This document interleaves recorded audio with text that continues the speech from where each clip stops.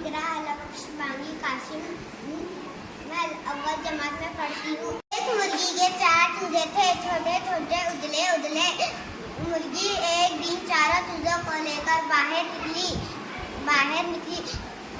आधे रास्ते में बोली कि चूजों कहीं नहीं जाना, मेरे साथी चल। चूजे बोले चूं चूं हाँ हाँ, चूं चूं हाँ हाँ।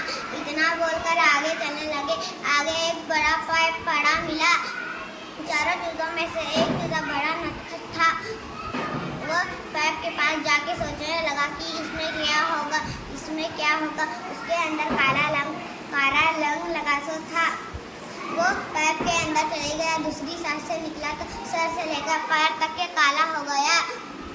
माँ कुछ दूर जा चुकी थी। माँ के पीछे माँ आ गए पीछे भागते चले गया। माँ पास पहुँचा तो माँ बोली कि तुम नहीं हो मेरे चूजे तो वाइट है, तुम तो काले हो। इतना बोलकर माँ आगे चलने लगी। माँ के पीछे चूजा चूं चूं करते चलने लगा। ये कहानी से हमको ये सीख मिलती है कि माँ बाप की बात सुने। शुक्रिया।